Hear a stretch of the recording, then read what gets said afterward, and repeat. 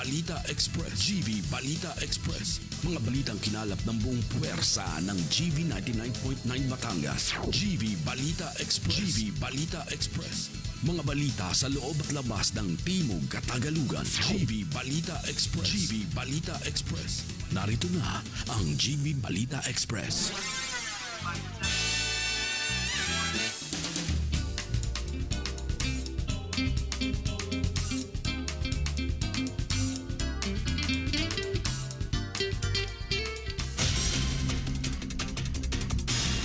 Magandang umaga mga ka-vibes. Kayo ay nakatutok sa GV Balita Express sa programang Good Vibes Morning. Dito lang sa GV 99.9, your good vibes. Kasama natin ating lingkod, si DJ Joey Boy sa kabilang linya at DJ Frankie po upang maghatid ng pinakabagong balita, keeping you GV informed, GV aware, and GV updated.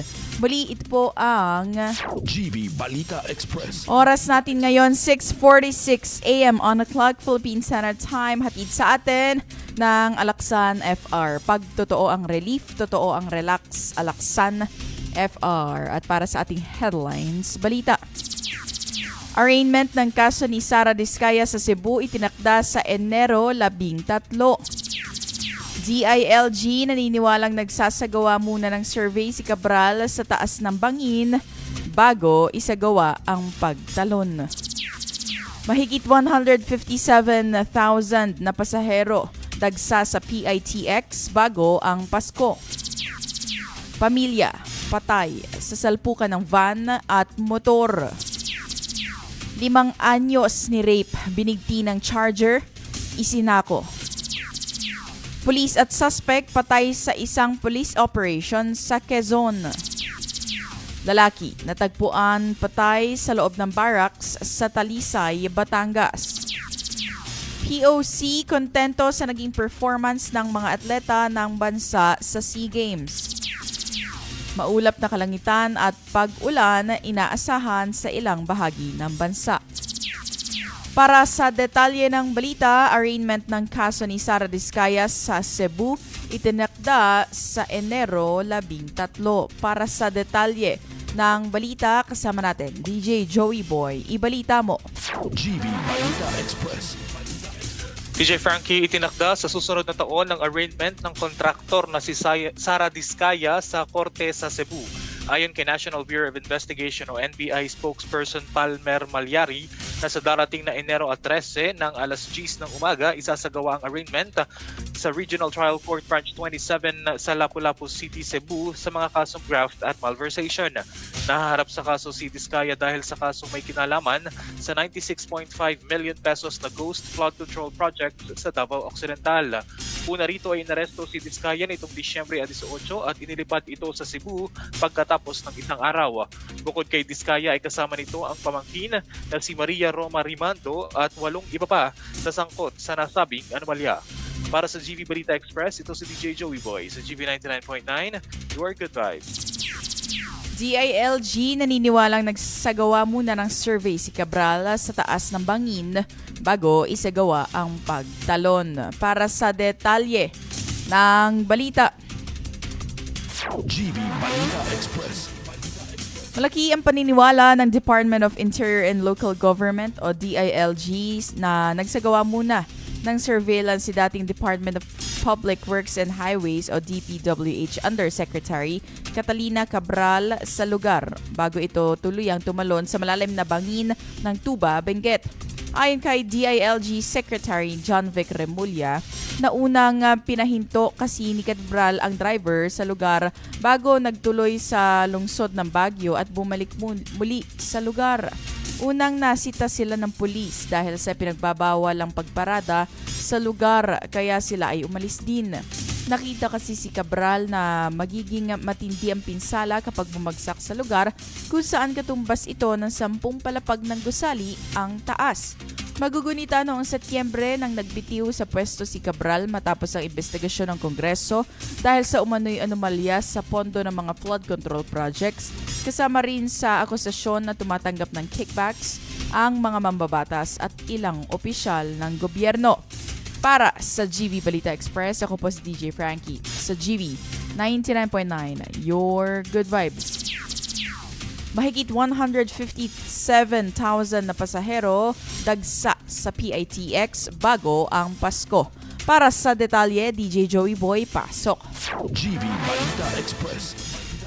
Ilang araw bago ang Pasko, mahigit 157,000 pasahero na ang nagtungo sa Parañaque Integrated Terminal Exchange o PTEX upang bumiyahe pa probinsya o bumalik sa Metro Manila. Ayon kay PTEX Senior Corporate Affairs Officer Colleen Calbasa, na umabot sa 157,000 ang bilang ng pasahero simula alas 6 ng gabi kahapon, bahagyang mas mataas kumpara sa 156,000 noong Sabado ng parehong oras. Inaasahan ng pamunuan na lalampas pa ang bilang na ito sa 3 milyong pasahero mula Disyembre 19 hanggang Enero 5 ng susunod na taon para sa Kapaskuhan at Bagong Taon. Dahil dito pinaigting ng PTEX ang kanilang Holiday Transport Plan upang matiyak ang ligtas at maayos na biyahe. Kabilang dito ang pinalawak na customer assistance at mas pinaigting na seguridad sa pakikipagtulungan ng Department of Transportation, Land Transportation Office, Land Transportation Franchising and Regulatory Board, Philippine National Police, MMDA at Transport Operators. Para sa GV Balita Express, ito si DJ Joey Boy sa GV 99.9, your good vibes. Pamilya patay sa salpukan ng van at motor. Para sa detalye ng balita, GV Balita Express. ilang araw bago magpasko, patay ang 3 miyembro ng pamilyang habang sugatan ng isa pang matapos salpukin ang kanilang sasakyang motorsiklo ng van sa Pola Oriental, Mindoro. Ayon sa ulat ng pulisya, mabilis ang takbo ng van ng salpukin ang motorsiklo at nasawi ang sakay na mag-asawa at anak na lalaki. Pawang dead on arrival sa Grace Mission Hospital ang 34 anyos na babae at asawa nitong 35 years old at kinilalang 10 years old na anak na lalaki. Pawang residente ng Pola Oriental, Mindoro. Sa investigasyon ng pulisya, bandang 5:30 p.m. nang maganap ang aksidente sa barangay Malauan, Luan, Pola. Inahahatid sana ng mister ang kanya mag-ina sa transport terminal patungo sa Calapan City nang salpukin sila ng kasunod na van. Patungo naman ang 39 years old na driver ng van sa Socorro para sunduin ang kanyang asawa. Ayon sa salaysay ng driver ng van, tinamaan ng isa pang motorsiklo ang kanyang likuran dahilan para agad na magpreno. Gayunman, biglang umikot ang van kung kaya tinamaan ang nasa unahang motorsiklo na sinasakyan ng 3 biktima. Pero ayon kay Police Major Florante Sugian II, Chief ng Pola Municipal Police Station, base sa ginawang investigasyon ay hindi totoo na tinamaan ng motor ang likurang bahagi ng van. Base sa CCTV footage, mabilis ang takbo ng van sa aspaltadong bahagi ng kalsada kung saan madulas dahil sa pag-ulan. Sa lakas ng impact ng salpukan, tinamaan ang 59 years old na babae nang bumibili lamang sa kalapit na tindahan. Naaresto na ang driver ng van at nahaharap sa kasong reckless imprudence resulting in multiple homicide and damage to property.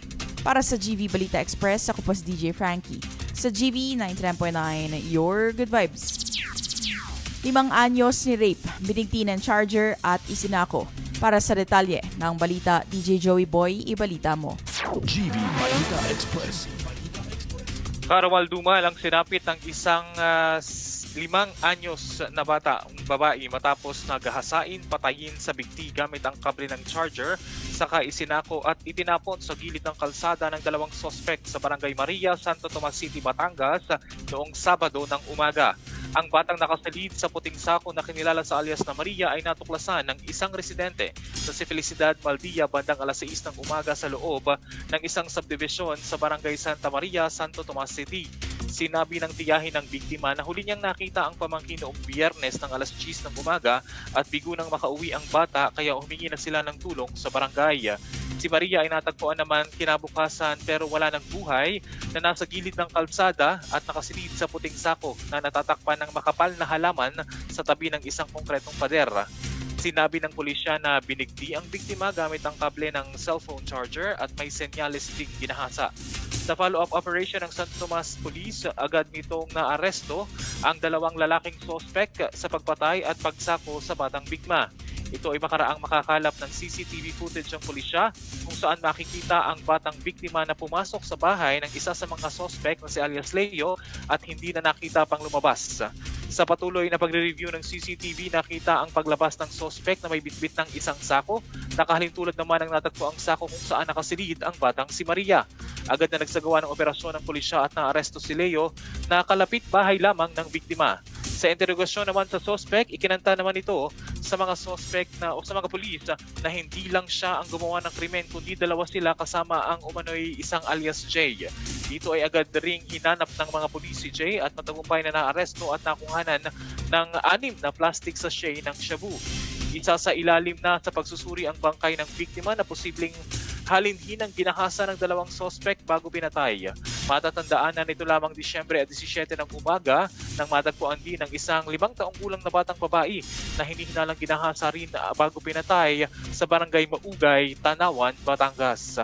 Para sa GV Balita Express, ito si DJ Joey Boy sa GV 99.9, your good vibes. Pulis at suspect patay sa isang police operation sa Quezon. Para sa detalye ng balita. GV Balita Express. Patay ang isang operatiba ng Quezon Police Provincial Mobile Force Company o QPMFC at sugatan ng kanyang 2 kabaro makaraang pagbabariling ng isang grupo ng armadong kalalakihan habang nagsasagawa ng mobile patrol sa Barangay Road ng Sitio Pulyok, Barangay San Isidro, Candelaria, Quezon. Samantalang napatay rin sa follow-up operation ang isa sa suspect. Ayon sa Quezon Police Provincial Office, Director Police Colonel Romilo Albacea, bandang alas 7 ng gabi, habang nagsasagawa ng mobile patrol ang operatiba ng QPMFC nang namataan nila ang ilang kalalakihan malapit sa taniman ng saging. Bigla na lamang umanong pinaputukan ng isa sa mga suspect ang pulis na nagresulta sa pagkakasugat ng 3 sa kanila na mabilis na isinugod sa United Candelaria Doctors Hospital. Subalit idineklarang dead on arrival si Patrolman Brian, miyembro ng 2nd QPMFC. Agad na nagsasagawa ang Quezon Police sa pamumuno ni Colonel Albacea ng hot pursuit at dragnet operation laban sa mga suspect na nagre-resulta sa panibagong engkwentro na ikinamatay ng isang suspect na kinilalang si alias Tony, residente ng Barangay Bukal, Tanza, Cavite at hinihinalang kasapi ng gun for hire at criminal group na kumikilos sa Calabarzon Region. 2 5.56 caliber rifle ang narecover mula sa nasabing suspect. Para sa GV Balita Express, ako po si DJ Frankie. Sa GV 99.9, your good vibes. Lalaki natagpo ang patay sa loob ng barracks sa Talisay, Batangas. DJ Joey Boy, ibalita mo. GV Balita Express. Isang lalaki ang natagpuang wala ng buhay sa loob ng barracks sa Barangay Trangka, Talisay, Batangas nitong Huwebes ng umaga, Disyembre 18. Bandang alas 6:30 ng umaga nang madiskubre ang bangkay ng biktimang kinilalang si Jackie. Ayon sa investigasyon ng Talisay Municipal Police Station, napansin ng kanyang katrabahong si Ronnie na bukas ang barracks ng biktima habang siya'y magluluto sana sa labas. Nang silipin niya ang loob, doon niya nakita ang biktima na nakahandusay at may sugat sa ulo. Agad na ipinaalam ni Ronnie ang insidente sa iba pa nilang mga kasamahan at humingi ng tulong sa mga otoridad. Patuloy ang sinasagawang investigasyon ng mga otoridad upang matukoy ang sanhi ng pagkamatay ng biktima at ang posibleng sangkot sa insidente. Para sa GV Balita Express, ito si DJ Joey Boy sa GV 99.9, your good vibes. POC kontento sa naging performance ng atleta ng bansa sa SEA Games. Para sa detalye ng balita. GV Balita Express. Masaya na rin ang Philippine Olympic Committee o POC sa naging resulta ng performance ng Pilipinas sa katatapos na 33rd Southeast Asian Games. Ayon kay POC President Abraham Bambol Tolentino na kahit na hindi nahigitan ang nagdaang medalyang nakamit at ang pagbaba ng ranking mula sa pang-5 ay naging pang-6 na ngayong taon ay kontento naman sila. Sa pagtatapos ng kanilang torneo nitong gabi ng Sabado ay meron silang nahakop na 50 golds, 73 silver at 154 bronze medals. Kumpara noong 2 taon na ginanap sa Cambodia na merong 58 golds, 85 silver at 117 bronze medals. Dagdag pa ni Tolentino na tagumpay na maituturing dahil may mga record na nabasag ang mga atleta ng bansa. Tinalo din ng mga Pinoy ang mga laro ng thais at maptagumpay na naidepensa ng bansa ang sariling laro. Magugunita, meron na lamang 10 bansa na lumahok matapos ang pag-atras ng Cambodia dahil sa naging alitan nila ng Thailand border. Para sa GV Balita Express, ako po si DJ Frankie sa GV 99.9, Your Good Vibes. At para sa ating weather update, maulap na kalangitan at pag-ulan inaasahan sa ilang bahagi ng bansa. Para sa detalye ng balita, DJ Joey Boy, ibalita mo. GV Balita Express. DJ Frankie, mga ka-vibes, inaasahan niyang makakaranas ng maulap na kalangitan at pag-ulan ng ilang bahagi ng bansa sa loob ng susunod na 24 oras dahil yan sa tatlong umiiral na weather systems ayon sa Philippine Atmospheric Geophysical and Astronomical Services Administration o PAGASA. Batay sa PAGASA, magdadala ang shear line ng maulap na papawirin na may kalat-kalat na pag-ulan at pagkulog-pagkidlata sa mga probinsya ng Isabela, Aurora, Quezon at mainland Cagayan. Samantalang ang easterlies naman ay magdudulot ng pag-ulan sa Visayas at Mimaropa, kasama na ang Bicol Region, Dinagat Islands, Surigao del Norte at Surigao del Sur, maging sa Davao Oriental. Makakaranas rin ng maulat na panahon na may pag-ulan ang probinsya ng Batanes, Babuyan Islands, Apayao, Kalinga at Ilocos Norte dahil sa northeast monsoon o amihan. Bahagyang maulap hanggang sa maulap na may panakanakang pag-ulan ang inaasahan naman sa Metro Manila at iba pang bahagi ng bansa. Nagbabala ang PAGASA na posibleng magdulot ang mga weather system ng flash floods at landslides lalo na sa mga lugar na madalas tamaan ng pag-ulan. Inaasahan din ang malalakas hanggang sa gale force na karagatan sa extreme northern Luzon. Para sa GV Balita Express, ito si DJ Joey Boy sa GV 99.9, Your Good Vibes.